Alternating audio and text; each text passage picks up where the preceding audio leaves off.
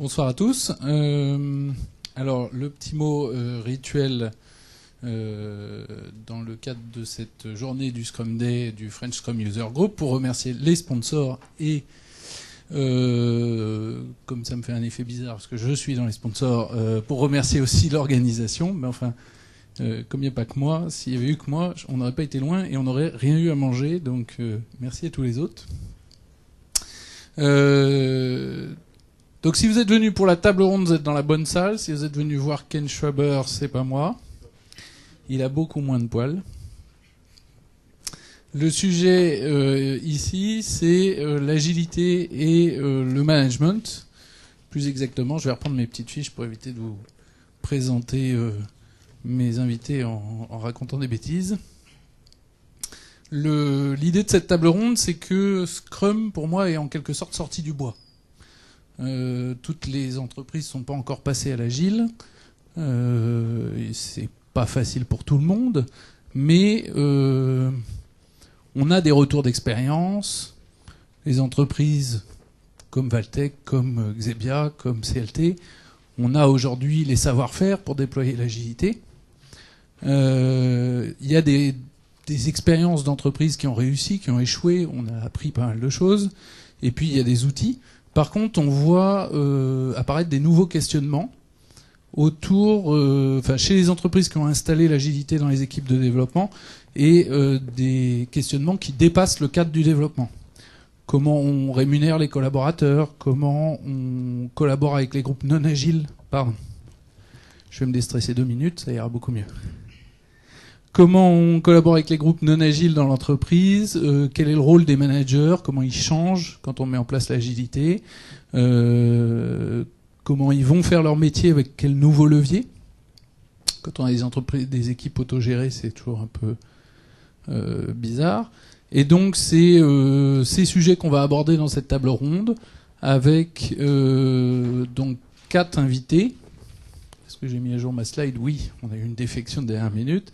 Avec donc 4 invités dont les parcours, vous allez voir, les parcours techniques ont des similitudes, mais les parcours de leurs entreprises en termes de maturité de mise en place de l'agile sont finalement assez différents, ou en tout cas ils sont à des stades assez différents, ce qui va nous apporter, j'espère, une bonne variété dans les témoignages. Je vais vous présenter tout de suite, honneur aux dames, Agnès Fouquet. Bonsoir Agnès. Alors, on n'a que 2 micros, donc il va falloir qu'on joue quelque chose d'assez souple au niveau de la transition. Bonsoir à tous.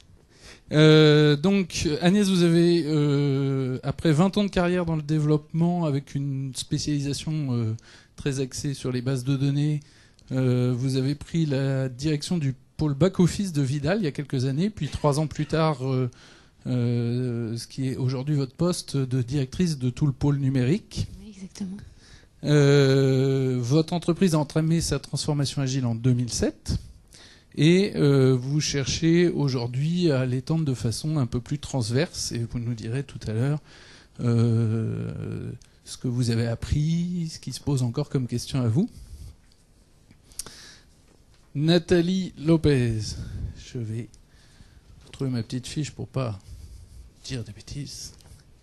Vous aussi, vous avez eu un parcours technique de formatrice, consultante et chef de projet technique. Vous avez même écrit un bouquin sur UML il y a quelques années. En 2000, vous avez rejoint Valtech Technologies, l'entité conseil Valtech Technologies en France, c'est une centaine de personnes dans un groupe qui fait 1700 personnes, dont 350 en France. Aujourd'hui, vous êtes directeur général adjoint de cette branche, mais vous avez plein de casquettes, puisque vous êtes aussi agiliste, chargé du recrutement. Vous managez 5 directeurs opérationnels et vous avez également votre propre équipe de consultants que vous managez en direct. Donc, j'allais dire que dans mon panel, vous êtes la représentante de l'entreprise qui est le plus avancée dans l'agilité, puisque vous avez vous-même une casquette d'expert. À côté de vous, Romain Vigne. Bonsoir. Bonsoir. Donc, je sens Romain... un peu le débutant à côté, là.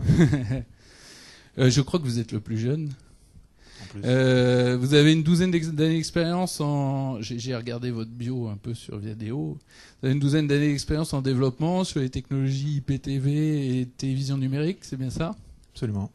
Aujourd'hui, vous êtes responsable logiciel chez Yplay et pilote de la transformation agile. Et vous avez entamé votre transformation il y a quelques mois. L'amorçage, c'était il y a réellement un an. D'accord. Le premier prémisse, premier signe. Et vous avez aujourd'hui un certain nombre de questions autour des changements dans l'organigramme, de la performance. On va y revenir dans quelques minutes. Et enfin, Erwan de Cadoudal. Bonsoir. Vous avez donc débuté comme ingénieur, puis chef de projet dans l'Internet et dans les télécoms, avec une première partie de carrière très télécom qui trouve son couronnement chez T-Online avec le déploiement de l'offre Triple Play autour de la solution Microsoft TV. Tout à fait. C'est que j'ai découvert qu'il y avait une offre Microsoft TV. Vous devenez ensuite directeur technique de homeleaders.com que vous avez quitté il y a quelques mois pour créer CitiesArt. Exactement. Et ce soir, c'est au titre de votre expérience chez Homeleaders que je vous ai invité, puisque vous avez publié il y a quelques mois un petit billet sur Viadeo sur un petit retour d'expérience en tant que manager, Tout à fait. qui a contribué à me donner cette idée de table ronde. Du coup, je vais commencer avec vous. Est-ce que vous pouvez nous donner en quelques mots le contexte dans lequel vous avez eu à déployer Scrum chez Homeleaders et comment ça s'est passé? Est-ce que vous en avez tiré comme expérience? Donc chez Homeleaders, l'équipe que je pilotais et que j'ai pris en charge tout au départ était une toute petite équipe qui a connu une croissance très très forte. Et en 2006 et 2007, le recrutement était particulièrement complexe pour avoir des personnes en interne. Donc j'ai fait appel à la prestation. Et parmi les consultants que j'avais embauchés, il y avait une personne qui se proposait et avec qui j'ai eu de longues discussions pour savoir s'il fallait ou non mettre en place cette méthode agile. On était en 2007. Et l'idée a fait un petit peu son chemin et est arrivé le moment en fait de constituer l'équipe en interne. Et la prestation, vous savez tous, quand ça dure longtemps, ça fait très cher au portefeuille. Donc il a fallu effectivement se séparer d'un certain nombre de consultants et on a commencé à internaliser effectivement les développeurs. Et ça s'est fait de façon on va dire non vraiment maîtrisé, c'est-à-dire ça a été plaqué sur une organisation non nécessairement formée. Les managers, moi y compris d'ailleurs, on n'était absolument pas complètement dans l'esprit, on va dire, qu'il faut avoir pour que ça se passe bien. Et du coup, cette méthode a été plaquée sur une organisation qui fonctionnait déjà préalablement, dans un contexte de changement en même temps, transition entre des consultants et des personnes en interne. Et on en a retenu quand même un certain nombre de choses très positives et on est resté sur une méthode plutôt pragmatique, hein, c'est-à-dire qu'on a évacué les points qui consommaient énormément de temps pour garder en fait cette approche pratique de la gestion agile et Scrum en particulier. Quand on a préparé cette table ronde, vous m'avez parlé de questionnement autour de votre rôle, vous, de votre autorité en tant que manager. Oui, tout à fait. Oui, c'est vrai qu'on rencontre. Alors, l'équipe grossit, mais ça veut dire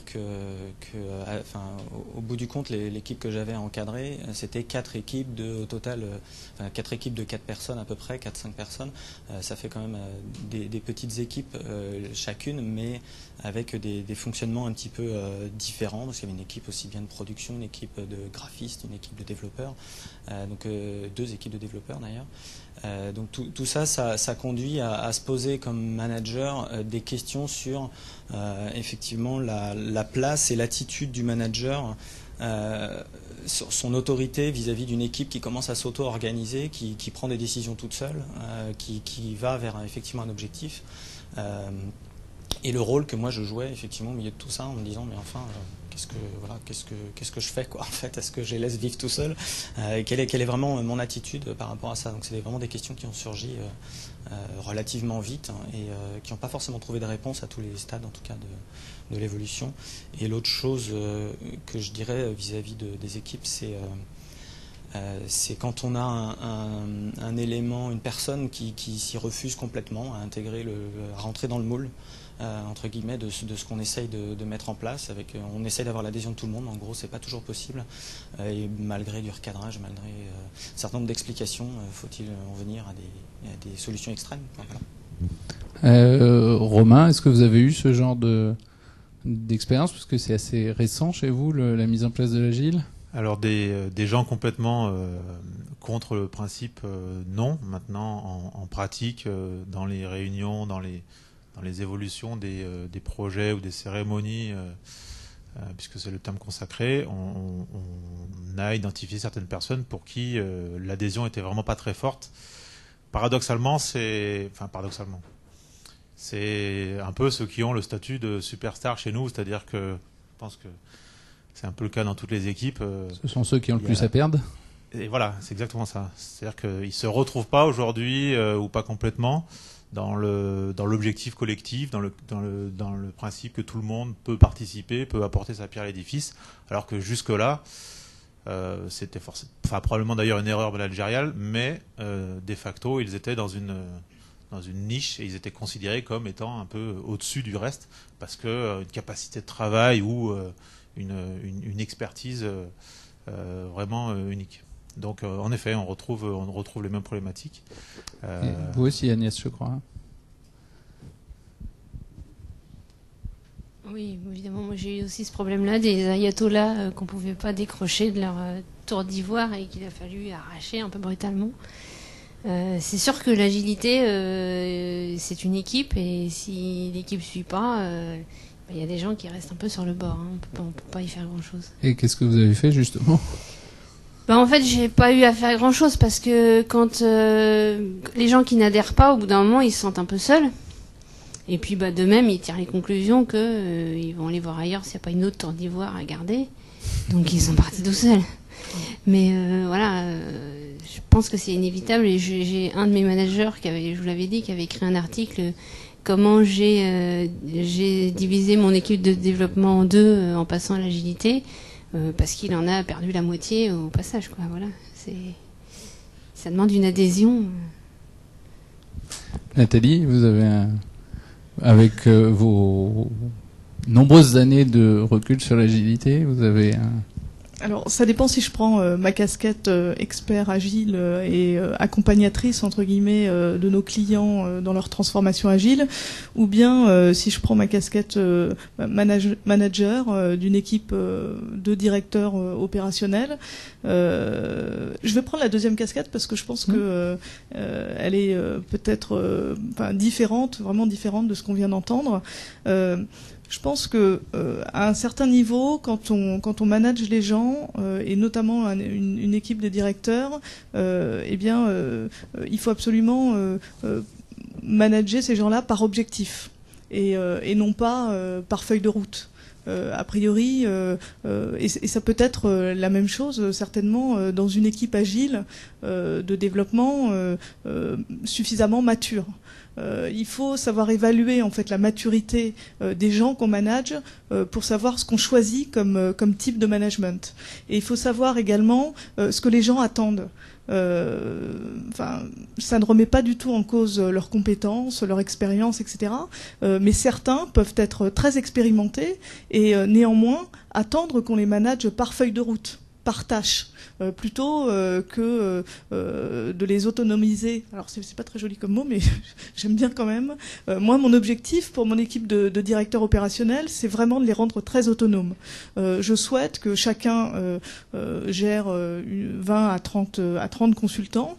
Je souhaite qu'ils s'approprient totalement leur rôle de directeur et donc qu'ils puissent prendre leurs responsabilités et prendre des décisions bien sûr pas indépendamment des autres, mais néanmoins que ce soit leur équipe et donc moi je ne veux en aucun cas faire de l'ingérence dans leur politique. Néanmoins, il y a des objectifs. Moi, il faut absolument que ces objectifs soient atteints parce que sinon la collectivité, alors eux-mêmes dans un premier temps et ensuite la collectivité en pâtit. Et moi, en tant que manager de tout ça, je veux être essentiellement facilitatrice, leur apporter mon expérience et donc les manager de manière ne pas les manager de manière totalement hiérarchique. Je considère que ce sont des individus qui sont très brillants pour l'ensemble d'entre eux. Et je pense que c'est leurs idées plus les miennes qui peuvent apporter à l'ensemble la meilleure efficacité pour construire ce que l'on veut construire chez Valtech. Je crois que c'est un des fondements de l'agilité. Il y a un article de Martin Fowler, le New Methodology, qui fait date sur le fait qu'on ne recrute pas des gens brillants pour leur dire ce qu'ils doivent faire, sinon ça ne sert à rien qu'ils soient brillants. Oui, surtout en France, je pense que c'est une maladie, entre guillemets.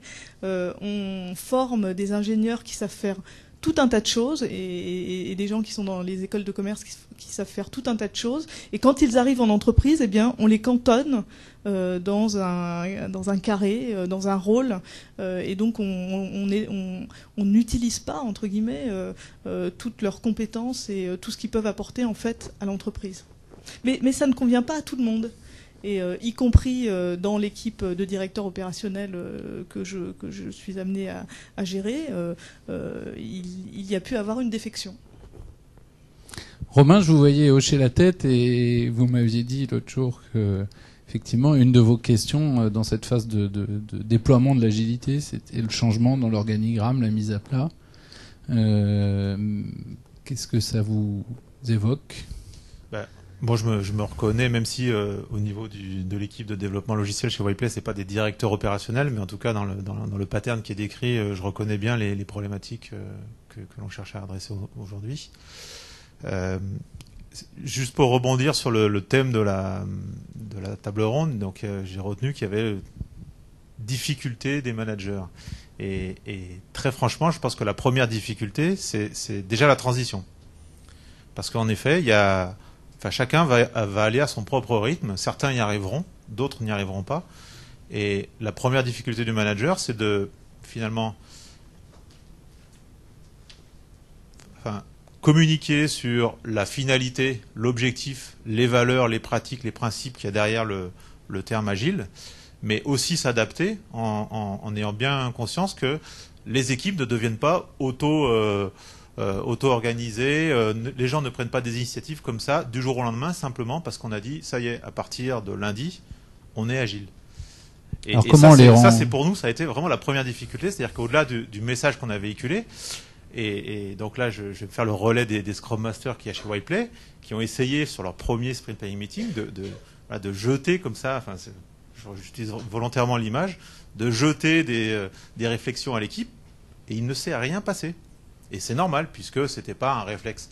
Et ça vient petit à petit. Et donc, au niveau managérial, c'est une difficulté, je le ressentis comme tel, je continue de le ressentir comme tel, de gérer, de ménager la chèvre et le chou, c'est-à-dire prôner des valeurs et des principes d'auto-organisation, d'indépendance, d'autonomie, de concrétisation des talents. Et en même temps, il faut quand même que l'usine, entre guillemets, elle tourne. Donc, il faut vraiment les accompagner, pour que dans cette période où l'autonomie et l'auto-organisation n'est pas encore vraiment ancrée au sein de chaque individu de l'équipe, faire en sorte quand même que les décisions se fassent, les actions se fassent. Et ça, je pense que c'est une difficulté permanente, avant même de dire il y a des difficultés après quand on est établi au niveau opérationnel agile. Agnès, où est-ce que vous en êtes chez Vidal après maintenant 4 ans de déploiement de l'agile là-dessus ? Je dirais que maintenant, on est assez confortable, mais c'est vrai que quand on a commencé, je crois qu'on a fait à peu près toutes les erreurs qu'on pouvait faire quand on passe sur l'agilité. C'est comme ça qu'on apprend bien. Voilà.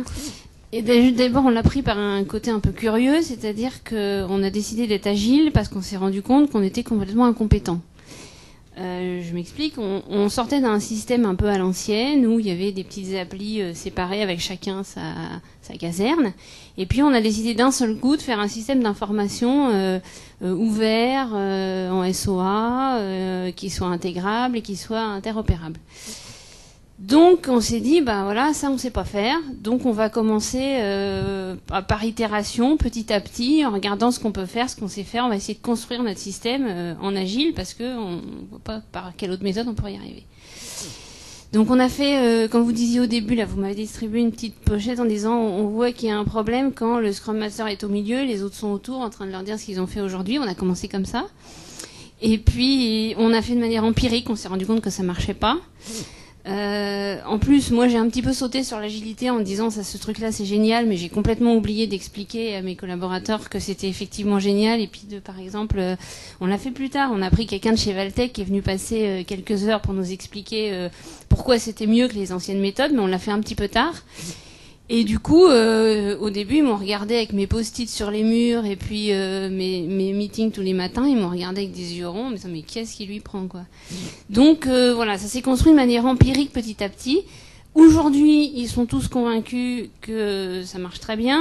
Au niveau autonomie, j'ai entendu la conférence de Véronique qui disait qu'il fallait pas faire d'ingérence dans l'équipe, donc on applique ces méthodes-là. L'équipe, elle est complètement autonome. Moi, je suis qu'une ambassadrice en fait qui négocie avec les clients, qui essaye de faire passer. Les clients sont pas encore, enfin, une partie des clients, il y a Caroline qui est dans la salle, qui est notre PO. Elle est complètement convertie, mais les gens qui sont au-dessus, qui sont commanditaires des projets, eux, sont encore un peu hermétiques. Donc, il faut leur expliquer que les post-it, c'est pas juste pour s'amuser, ni juste pour faire joli sur les murs. Donc ça, voilà, moi je passe mon temps à ça, à faire de la diplomatie, pendant que mon équipe construit ses projets et fonctionne toute seule, parce que, comme le disait Nathalie, j'ai pris des gens suffisamment carrossés pour être autonomes, et je leur dis pas ce qu'il faut faire, ils savent tout seuls. Avec quand même un peu d'écrémage en route. L'écrémage c'est fait tout au début, mais maintenant, grosso modo, parce que justement, on connaît Zenica, on connaît Xebia, on connaît Valtech, on travaille avec des gens qui savent travailler en agile, et on commence à être connus pour ça, et les gens qui viennent travailler chez nous viennent chez nous parce qu'on a ces méthodos. Donc voilà, maintenant, il n'y a plus de problème. Alors je rebondis sur gardez le micro parce que je rebondis sur quelque chose dont parlait Nathalie il y a quelques minutes et qui est au cœur de vos préoccupations. Nathalie, vous parliez de pilotage par objectif et justement qui dit pilotage par objectif dit souvent rémunération à la performance aussi. On a eu une discussion là-dessus l'autre jour. Où est-ce que vous en êtes C'est un sujet assez clé, de la rémunération. Cristallise beaucoup d'enjeux. C'est clé. Dans une équipe où tout le monde est doué, où tout le monde fait du super bon boulot et où on a quand même un budget qui est pas... voilà, on a un portefeuille d'augmentation et qui est figé. Il faut faire des choix. Saupoudrer sur tout le monde, c'est pas très encourageant.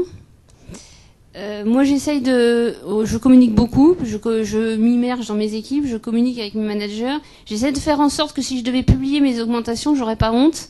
Et que l'équipe comprendrait ce que j'ai fait. C'est-à-dire que ceux sur qui je mets les plus grosses augmentations, c'est ceux qui tirent l'équipe, ceux qui ont apporté le plus au groupe, et sur lequel tout le monde est d'accord, c'est bien eux les leaders. Maintenant, je dis pas que l'exercice est facile. Et voilà, j'essaie de faire en sorte que je n'aurai pas trop honte de publier mes augmentations à la fin de l'année. Maintenant, voilà, quand tout le monde est doué et quand l'équipe marche bien, la contrepartie, c'est que vous avez envie de les augmenter tous et que faut quand même faire des choix, il faut quand même mesurer les choses, il faut quand même négocier, donc c'est pas toujours facile. Ça me fait penser à une question que soulevait Erwan là quand on a préparé. Quelqu'un dans votre équipe disait finalement dans Scrum c'est l'équipe qui est autogérée, donc en gros on est tous interchangeables. Comment comment ça se présente ça et qu'est-ce que ça signifie dans l'organisation de l'entreprise? Dans l'organisation, ce qui s'est produit à plusieurs reprises, les personnes travaillant souvent soit en binôme, soit en tout cas pouvant être capables de prendre le relais d'un certain nombre de tâches qu'exécutent les autres, pour pas être dépendant justement de l'absence de quelqu'un, etc. Donc c'est vraiment quelque chose qu'on a pris assez au sérieux dans notre organisation. J'ai eu, au moment de faire un peu les comptes et de faire l'entretien annuel tout simplement, des personnes qui m'ont dit mais quand est-ce que je deviendrai chef de projet, et c'est vrai que, et donc en gros, quand est-ce que je serai augmenté et qu'est-ce que je vais pouvoir avoir. Et c'est vrai que mettre des curseurs individuels dans une équipe qui performe bien, qui obtient des bons résultats, et ensuite individualiser ces résultats-là, ça devient un exercice périlleux. J'avoue, il y a 2-3 fois, j'aurais pas publié les résultats, pour être clair. C'est pas un exercice très très facile à faire. Et il y a des éléments qu'on veut pas garder parce qu'on sait qu'on veut pas faire partir, au contraire, et qu'on veut garder à tout prix, parce qu'on sait qu'ils vont tirer l'équipe, et quand on sait que c'est sur eux qu'il faut compter pour l'avenir, on fait des choix qui sont un peu calculés. Clairement, en termes de rémunération, ça arrive. Je vois Nathalie hocher la tête. Vous aviez du soutien des RH là-dessus ce matin. Vous voyez dans le retour du sondage sur les pratiques que les RH font partie des groupes de l'entreprise qui sont peu ou pas impliqués ou informés de la transformation agile. Nous, on avait un énorme soutien un très gros soutien en tout cas, vraiment de ces problématiques-là. Mais encore une fois, c'est ce que je disais tout en introduction, c'est que on n'a pas abordé la problématique de transformation de l'entreprise de manière globale. Et effectivement, on a dû faire face à des échecs dans certains domaines. Donc, clairement, les RH nous aidaient à corriger le tir sur certains endroits, mais n'étaient pas complètement non plus formés à ça, aux pratiques agiles. Et je crois que ça faisait pas mal réfléchir effectivement sur les méthodes traditionnelles de management historique. Globalement, il y a une question qui est beaucoup revenue dans les discussions qu'on a eues.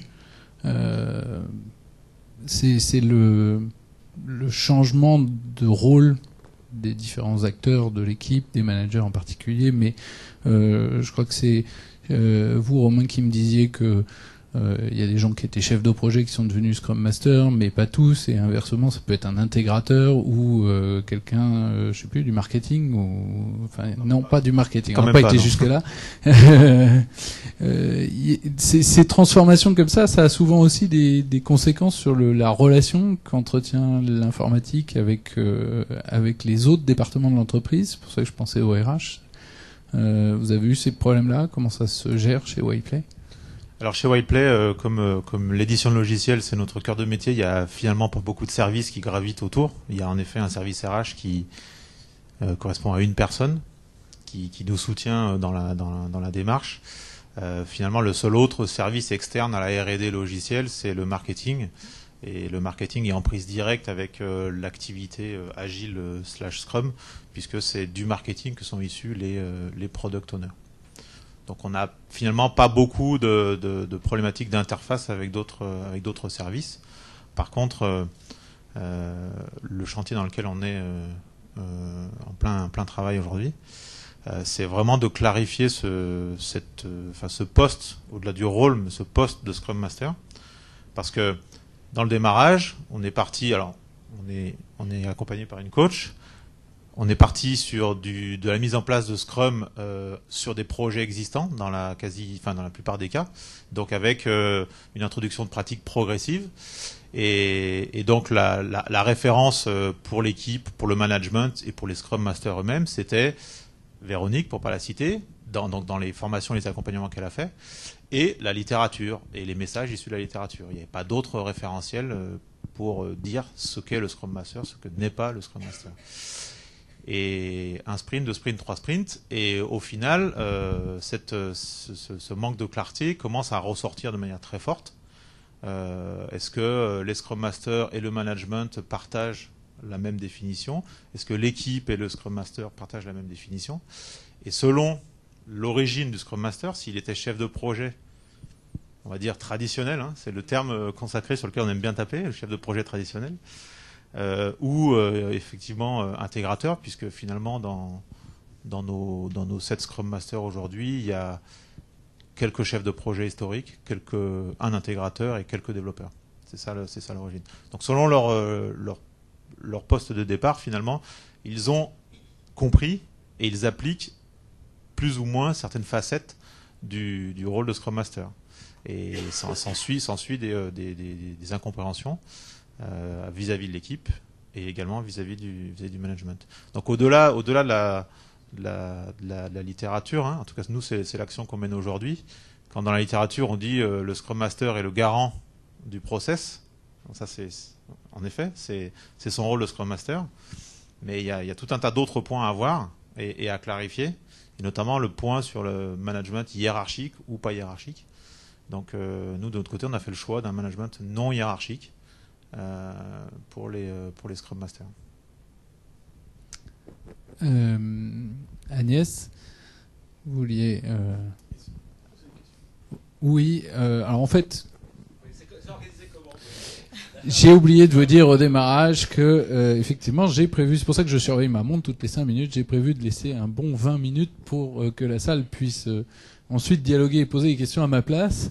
Il y a un dernier sujet que je voudrais qu'on aborde avant d'ouvrir les questions, qui rebondit sur ce que disait Romain il y a 2 minutes, sur les changements de rôle. Alors Romain, vous n'avez pas le problème avec le marketing. Bien heureux êtes-vous. Je crois qu'Erwan peut témoigner des difficultés d'un marketing non agile avec une équipe produit qui essaye de l'être. Agnès, vous, c'est même plus que le marketing qui pose problème, ou c'est plus loin. Oui, nous, ça monte jusqu'à la direction générale qui est totalement hermétique à l'agilité. En revanche, on a une chance quand même, c'est qu'on a des product owners qui font tampon. C'est-à-dire qu'il y a l'équipe de développement qui peut travailler relativement en paix. Du coup, j'ai pas le problème d'avoir dû un peu enlever les hiérarchies et puis mettre un peu tout le monde au même niveau. Et moi, j'ai des gens qui veulent coder. C'est ça qui les intéresse, c'est coder. Donc voilà, j'ai une équipe de codeurs. Et en fait, en Scrum Master, j'ai mis plutôt justement les plus gentils et les plus timides qui jouent bien leur rôle de lion, je veux dire, de nounou, c'est pas tout à fait ça, mais... Et bon, du coup, je sers moi d'autorité quand ils ont besoin d'un coup de main là-dessus, parce que pour le coup, ils en ont pas du tout. Mais ils jouent bien leur rôle de Scrum Master en tant que protecteur d'équipe et qu'organisateur d'équipe. Et le rôle en fait chef de projet, un petit peu directif, est occupé par les product owners justement, puisque c'est eux les clients, c'est eux les donneurs d'ordre, c'est eux un peu qui jouent le rôle d'organisation. Et puis pour le coup, ça marche bien parce que ils disent ce qu'ils veulent, les autres sont à leur service, donc ça fonctionne relativement bien. Néanmoins, vous aimeriez que ça... Ah bah c'est sûr. Au-dessus, on a donc une direction marketing et une direction générale qui, eux, sont dans ce que décrivait Alex dans son... Alex a fait une présentation sur qu'est-ce qui peut faire foirer Scrum, en gros. C'est pas dit comme ça, mais c'était un peu le sujet. Et dans les sujets à choisir, il y avait justement le dictateur, un peu celui qui veut que son projet soit prêt dans 4 mois, qui vous présente un backlog où il y a 2 ans de boulot et qui vous dit que vous vous démerdez comme vous voulez, mais ça doit être prêt, il veut pas le savoir. Voilà, on a un peu ça à la maison. Tout est en priorité 1. Voilà, tout est en priorité 1, il n'y a pas de choix, de toute façon on fera rien s'il n'y a pas tout. Donc on a ça effectivement, on a ça à la maison. Et heureusement, on a une équipe de product owners qui nous aide bien à faire un peu, on fait le mur en fait, et puis on fait la résistance, et puis on fait du scrum, et puis on dit bah voilà, là c'est prêt, mais il n'y a que ça dedans parce que voilà, on est agile et on a réussi à faire quelque chose de livrable, mais par contre il n'y a pas tout ce que vous vouliez dedans, mais vous pouvez commencer à le vendre, et puis nous on continue à travailler. Et est-ce que vous avez envisagé ou vous avez ouvert des pistes pour essayer de faire sortir l'agilité, ou vous pensez vous êtes plus en mode carapace pour l'instant? Alors on est en mode carapace parce qu'on peut pas faire autrement, mais on est en train d'essayer de déjà donner de la vision, d'essayer de communiquer, parce qu'en fait c'est un problème de communication. Visiblement on n'arrive pas à parler le langage qu'ils comprennent. Donc on essaie déjà de trouver ce langage. Encore une fois, on est aidé par nos PO qui essayent de faire des tas d'outils qui donnent de la vision. Et on est dans une démarche à essayer de faire sortir l'agilité du simple de l'équipe de développeurs pour la faire monter jusqu'à la direction. On y croit, on y croit. Nathalie, vous êtes aussi en plein sur ces sujets-là. Je ris je parce crois. qu'on en a parlé avec Nathalie pour essayer de dire comment pourrait-on attirer le directeur général de Vidal dans une manifestation agile. Donc, on avait fomenté un truc avec Nathalie, mais ça a lamentablement foiré. Là, moi, je vais reprendre ma casquette d'expert agile. En fait, depuis à peu près 8 ans, j'aide mes clients à faire leur transition vers l'agilité. Et ce que je vois de plus en plus, c'est qu'effectivement, le principal frein à l'agilité, en fait, c'est souvent le management. C'est souvent le management qui comprend pas vraiment ce que c'est, qui a pas trop envie de comprendre, qui quand il comprend, il se dit oh là là, je suis en danger, que ce soit au niveau du management intermédiaire ou même au niveau du haut management. Et je pense que du coup, l'agilité reste à des niveaux projet. Donc c'est de l'agilité bottom-up où en fait ce sont les techniciens qui la mènent. Sauf que pour qu'elle soit pérenne, cette agilité, à un moment donné, il va bien falloir mettre en place des structures qui permettent en fait de capitaliser sur les différentes pratiques, qui permettent de sensibiliser les différentes entités de l'entreprise, les entités métiers notamment, et même les entités RH, parce que on voit bien que le côté humain qui a longtemps été négligé en fait dans les transformations agiles et sans doute la composante majeure. Ce sont des freins extrêmement difficiles, beaucoup plus difficiles, je veux dire, à surmonter que la mise en place d'une usine logicielle qui tourne quotidiennement et qui permet de déployer des choses rapidement. Donc, je pense que ça passe par la prise de conscience qu'il y a un certain nombre de niveaux de maturité, de mise en place de l'agilité. Donc il y a le niveau 1 que tout le monde connaît très bien, dont on a beaucoup entendu parler aujourd'hui, qui est la mise en place de Scrum, de XP, de Kanban dans les projets. Donc ça, c'est très bien, mais une fois que le projet se termine, qu'est-ce qui se passe ? Si on n'a pas, entre guillemets, un niveau de maturité 2, où on n'a pas, et si on n'a pas mis en place une structure qu'on pourrait appeler, par exemple, un centre de pilotage de la transformation agile, qui permette donc justement de capitaliser sur ces structures et de sensibiliser ceux qui ne sont pas agiles dans l'entreprise, et en premier lieu le management, eh bien, moi j'ai vu chez de nombreux clients, des clients qui reviennent aujourd'hui et que j'ai eu l'occasion, pour lesquels j'ai eu l'occasion de coacher des projets il y a 5 ou 6 ans. Et en fait, ils ont changé de management, justement, il y a 1 an plus tard, et tout est retombé.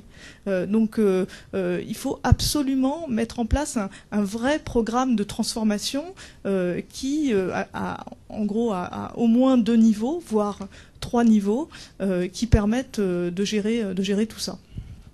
Ça veut dire qu'on ne peut pas faire du développement agile sur le long terme sans aller vers une transformation d'entreprise agile. On peut faire une transformation agile sans imaginer une entreprise agile. Hein. Moi, c'est un petit peu un rêve pour moi, une entreprise agile. Moi, j'essaye d'être un manager suffisamment agile, suffisamment ouvert.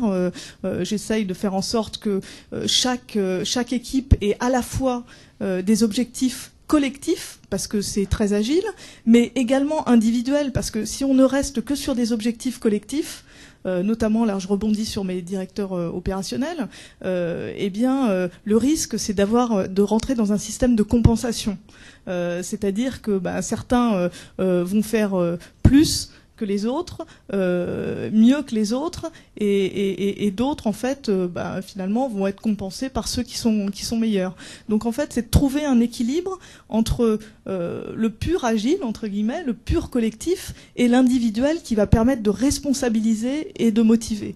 Donc on est en plein dedans en ce moment, et y compris le mode de rémunération, hein, quand vous en parliez tout à l'heure, doit être à mon avis, enfin, je trouve que chez Valtech, en tout cas, ça marche assez bien, doit être à la fois sur un aspect collectif, on est tous dans la même équipe, on veut tous atteindre l'objectif de l'entité, mais aussi individuel pour que chacun se sente responsabilisé et comme dirait quelqu'un que je connais très bien, que les gens aient un petit peu un nœud dans le ventre parce que individuellement ils doivent atteindre aussi leur propre objectif. Et avant qu'on conclue, enfin qu'on ouvre cette discussion à la salle, juste peut-être une petite idée pour Agnès sur la conquête des réfractaires. Vous m'avez parlé tout à l'heure d'un projet en commun avec votre agence qui n'était pas du tout agile, des directeurs artistiques qui n'étaient pas du tout dans la démarche itérative. Comment alors ça c'est une expérience. Comment on conquiert quelqu'un qui est opposé? Ça c'est alors si c'est qu'une seule personne. Enfin, le plus difficile, c'est quand même. Au resto. Non, le plus difficile, mais ça fait partie de ça. Enfin, ça peut être un moyen. En tout cas, enfin, le plus difficile, c'est de conquérir des entités. Ça, c'est évident. Enfin, dans l'exemple là dont vous parlez, enfin, il y a à peu près 2 ans et demi, donc on devait réaliser un projet pour un de nos clients.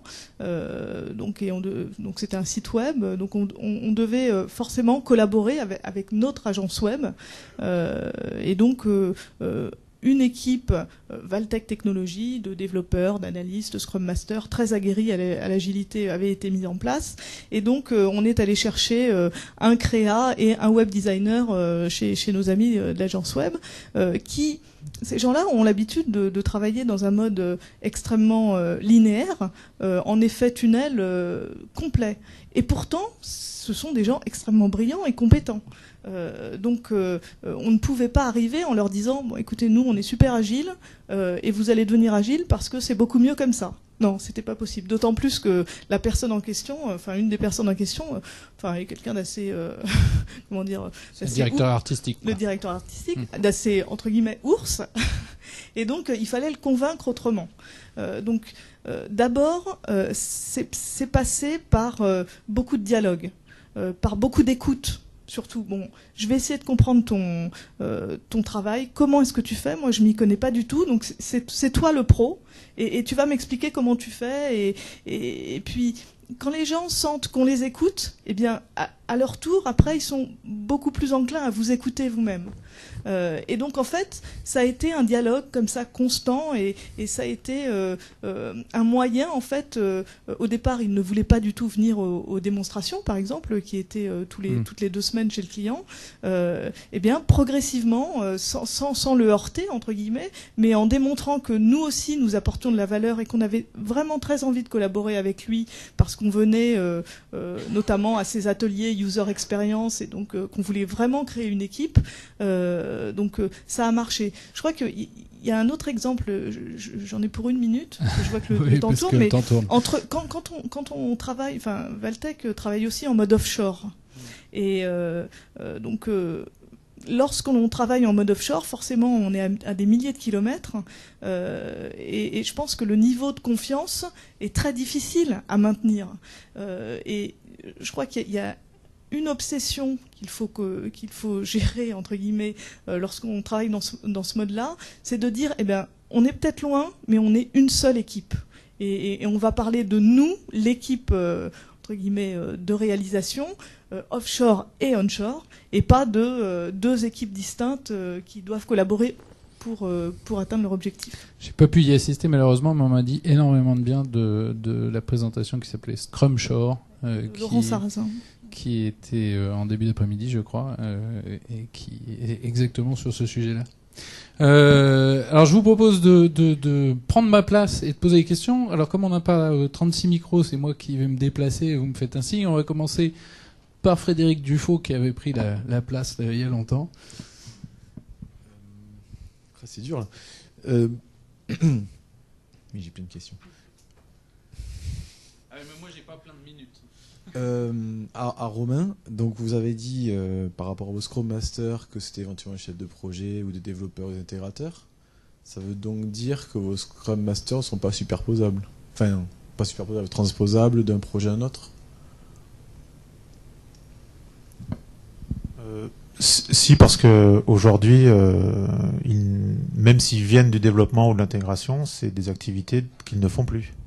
Donc, pourquoi ils sont devenus Scrum Master? Parce qu'ils ont exprimé le souhait de devenir, et puis parce qu'on a identifié en eux des capacités d'animation, des capacités de leadership plus que de management, qui nous ont donné grande confiance dans la possibilité pour eux d'être efficaces et de remplir ce rôle avec succès. Mais aujourd'hui, ils sont transposables à toutes les équipes. C'est-à-dire que leur poste précédent n'induit pas une dépendance vers un projet ou un autre. Alors du coup, la question suivante, ça veut dire qu'un développeur qui bascule en Scrum Master va pouvoir être rémunéré comme un chef de projet, et donc ça pourrait être un raccourci pour lui en fait de monter dans le rôle? C'est ça, en effet. Alors, juste pour préciser, il y a une exception parce que dans les 6 équipes agiles de Whiteplay, il y en a une qui est composée de 3 personnes, donc dans laquelle le Scrum Master est également développeur. Pour le reste, les Scrum Masters, comme c'est des équipes de 7, 8 jusqu'à 15, le Scrum Master est Scrum Master à temps plein. Voilà. Donc il n'est pas à la fois développeur, intégrateur et Scrum Master, il est vraiment Scrum Master à temps plein. Et donc en effet, la politique de rémunération, c'est conforme à ce qui se faisait précédemment au niveau chef de projet. Alors j'ai Jérôme Avoustin qui avait une question. Oui, bonjour. Ma question concerne la rémunération. Est-ce que dans vos équipes, vous avez déjà tenté l'expérience de laisser l'équipe décider elle-même de la rémunération qu'elle accordait à chacun des individus de l'équipe?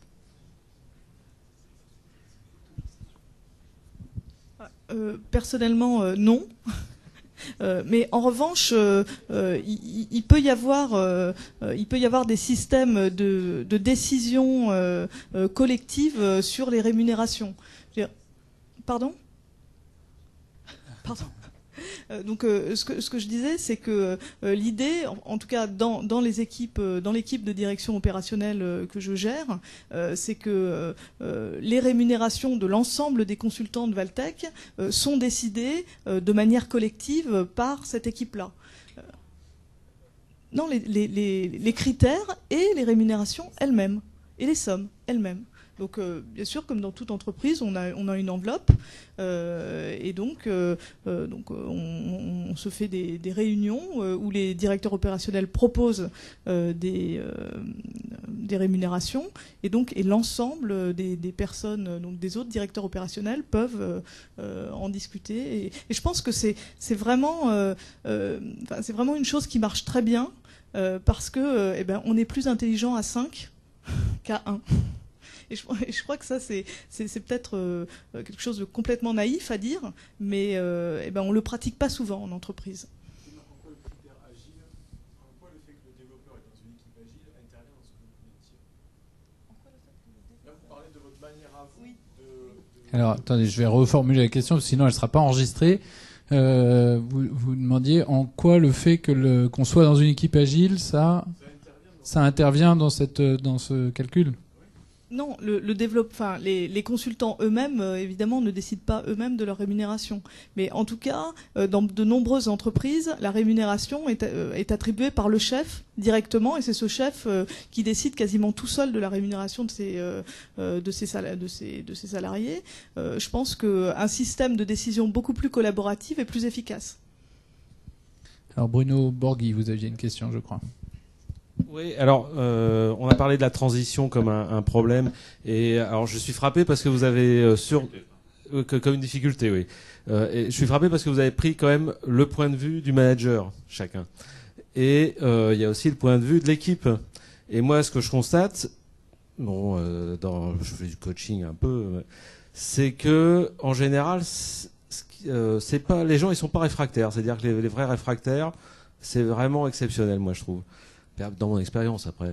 Mais par contre, ce qui est un vrai frein, je trouve, c'est le scepticisme par rapport à la sincérité du management.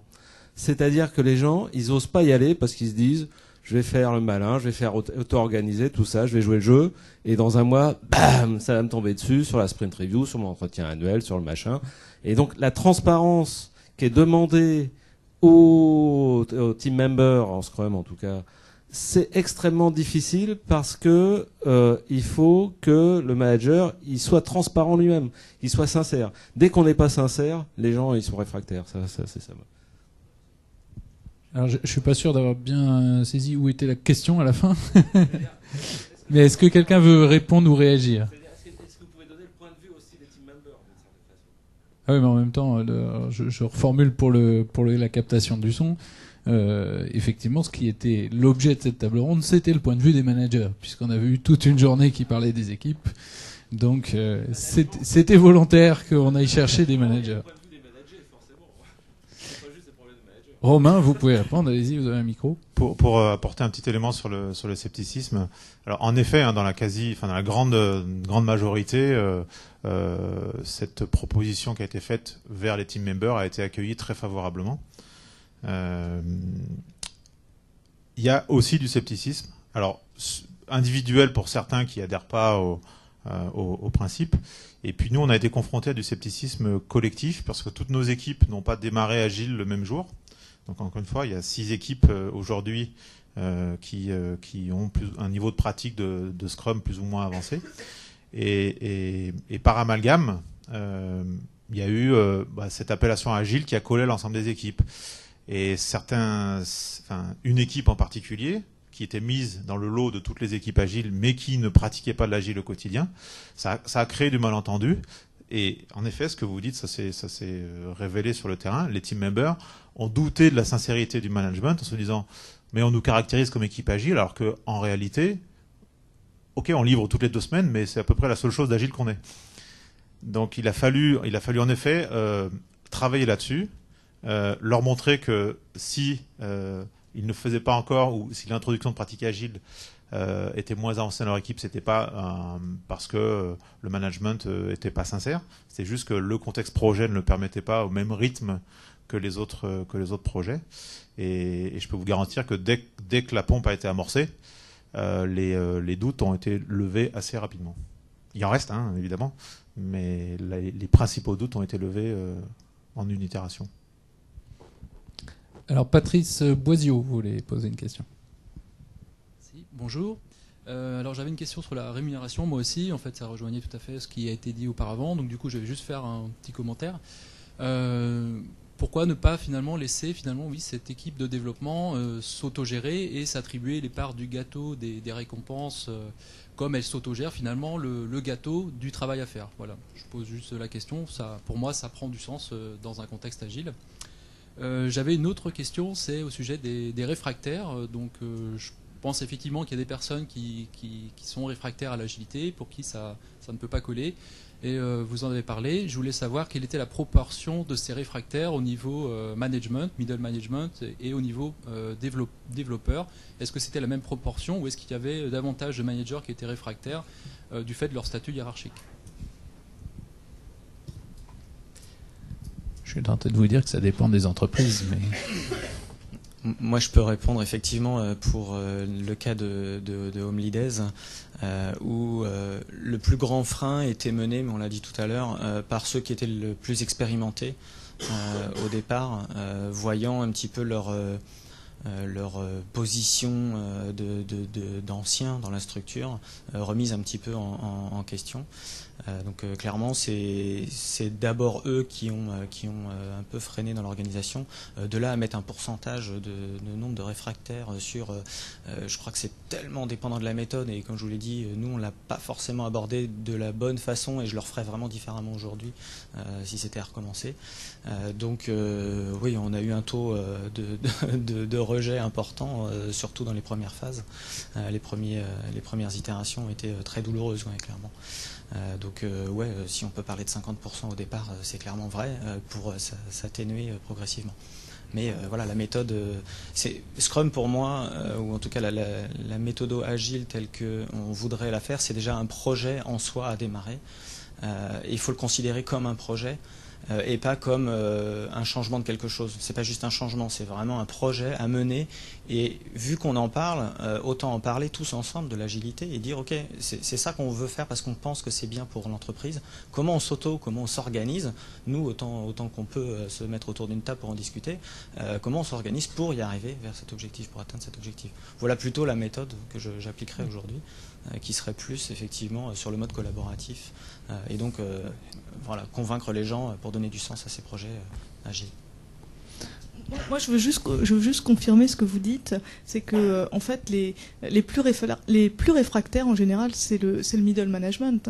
Moi, quand je vais faire des présentations de sensibilisation sur l'agilité, etc., en général, ce sont eux, enfin, en tout cas, une ou deux personnes à la fin, qui viennent me voir et qui me disent, mais moi, avec mon rôle de chef de projet, qui ne fait que de la planification, qu'est-ce que je vais devenir, puisque la planification va être réalisée par l'équipe.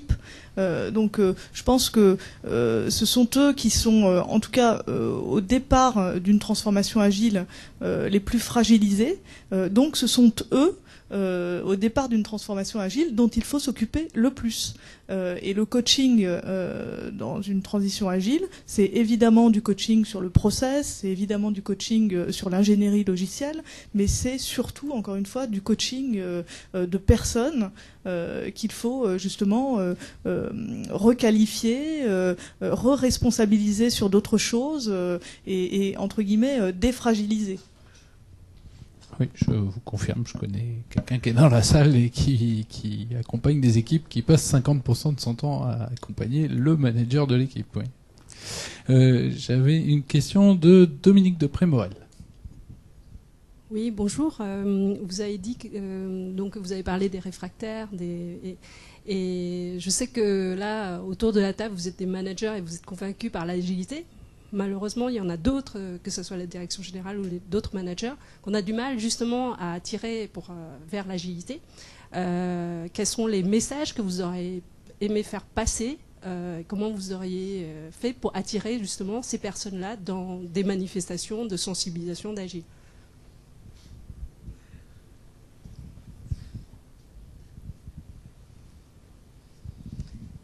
C'est un peu ce que j'expliquais au début, c'est le problème auquel on est confronté. C'est-à-dire que, comme je le disais, on avait essayé de fomenter des pièges avec Nathalie pour essayer de les attirer, mais on n'a pas réussi. Donc c'est compliqué.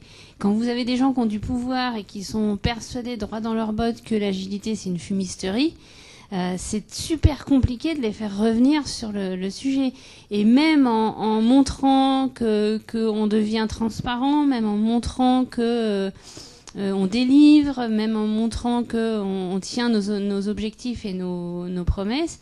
Même avec tout ça, comme leurs exigences dépassent de toute façon ce qu'on est capable de faire, ils restent sceptiques. Donc, j'en ai conclu que c'est un langage à trouver pour arriver à communiquer, qu'on n'a toujours pas trouvé. Si vous me laissez votre carte, dès qu'on l'a trouvé, on vous appelle. Mais pour l'instant, j'ai pas de réponse à cette question, malheureusement. Laurent Chaply avait une question. Je vais juste ajouter une petite chose, c'est que effectivement on n'a pas réussi entre guillemets à piéger le directeur général de Vidal, mais en fait il y a deux éléments de réponse. D'abord, je crois que une des façons de faire venir le management à des événements qui pourraient les convaincre, eh bien c'est de leur dire venez discuter avec vos pairs de l'agilité et voir ce que vos pairs ont pu mettre en place, quelles sont les réponses qu'ils ont pu trouver, quelles sont les problématiques qu'ils ont pu lever, quels sont les écueils dans lesquels ils sont tombés. Donc c'est peut-être de leur dire mais non, vous n'allez pas discuter avec des experts, non, vous n'allez pas discuter avec des gens de Valtech, vous allez discuter avec le directeur général de l'autre entreprise, etc.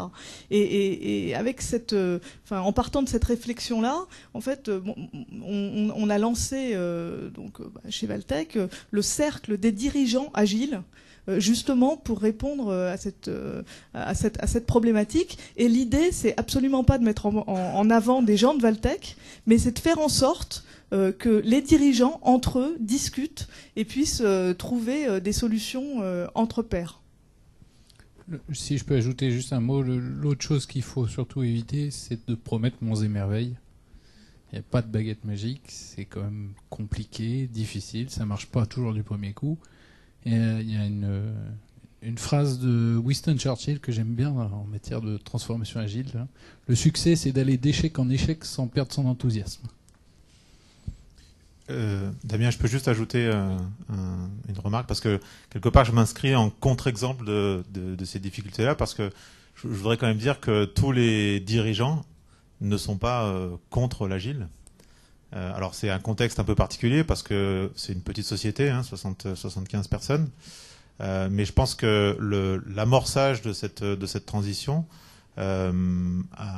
c'est bien, enfin, a été rendu possible simplement parce que les dirigeants ont vu dans les pratiques agiles des réponses à leurs problèmes. Donc je pense que c'est bien en effet de faire de l'évangélisation, de les amener au restaurant, de les amener ici. Mais je pense qu'il y a un point important pour essayer de les convaincre aussi, c'est de voir ce qu'ils ont à y gagner en tant que dirigeants et en quoi ça peut résoudre leurs problèmes. Et à mon avis, si en effet la réponse, enfin la proposition arrive sur des problèmes concrets que se posent ces dirigeants d'entreprise, ils vont avoir forcément une écoute un peu plus objective du sujet. On est au bout du temps. Je vais quand même laisser Laurent Chaply poser sa question parce que je l'avais déjà annoncé très rapidement et on va essayer de lui faire une réponse très rapide. Ça rejoint un peu ce que vous venez de dire, répondre aux problèmes des dirigeants. En fait, moi, je suis dans une situation où je suis pas du tout dans le management, mais où mes managers sont plutôt totalement open pour faire de l'agile. Simplement, la difficulté, c'est ça représente un gros investissement. Pour quel bénéfice derrière? Est-ce qu'aujourd'hui, on a un peu de recul pour dire une transition agile, c'est quand même quelque chose d'assez coûteux, on fait appel à des coachs, c'est un vrai investissement. Est-ce qu'on a des retours concrets pour dire c'est un investissement qui va avoir un retour sur investissement, dans quelle proportion? Est-ce qu'on a des idées? On avait des éléments de réponse dans le sondage de ce matin, puisque une des questions c'était les motivations pour passer à l'agile et les sujets sur lesquels le taux de satisfaction sur les différentes motivations. Et ce qu'on voit, c'est qu'il y a une nette amélioration, de la motivation des équipes, de la capacité à intégrer le changement, de la qualité des développements. C'est moins marqué sur les coûts et les délais. Donc dans le triangle qualité-coût-délai, on améliore la qualité, la motivation, qui est souvent à mon avis très liée. Pour le coup, ça coûte pas moins cher, où ça va pas forcément beaucoup plus vite. Par contre, moi je suis absolument convaincu que on délivre quand même beaucoup plus vite, donc le rendement, le retour sur investissement ou le cash flow investi sur un produit est quand même beaucoup plus faible, même si au bout du compte on aura dépensé autant. Oui, on aura développé autant, mais on aura développé mieux en termes de C'est ça.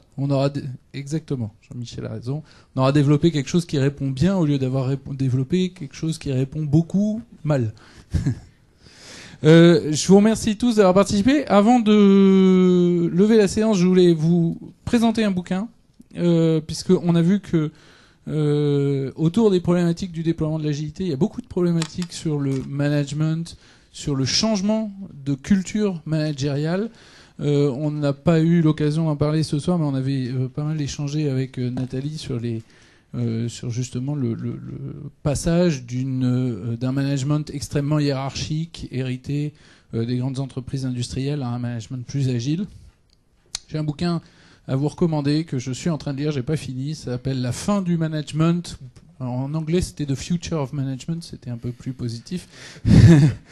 La fin du management de Gary Hamel, c'est chez Vuibert et ça s'appelle le sous-titre c'est Inventer les règles de demain.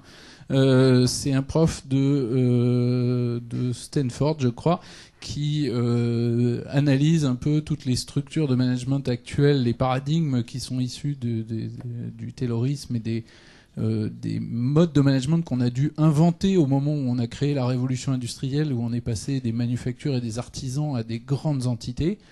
Mais qui sont très pilotés par le haut et la planification, qui sont assez peu adaptés aux entreprises d'aujourd'hui, où ce qui a le plus changé, c'est le changement. On est aujourd'hui soumis à des rythmes et à des ampleurs de changement extrêmement forts. Et ça nécessite de repenser les règles de management avec des choses dont on parlait, le lien affectif ou le lien électif qui va pouvoir éventuellement, dans certains cas, se compléter ou se substituer au lien hiérarchique avec des organisations plus transverses.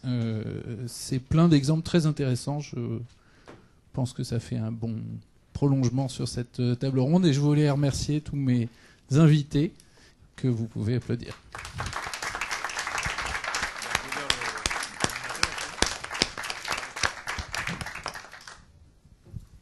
À bientôt.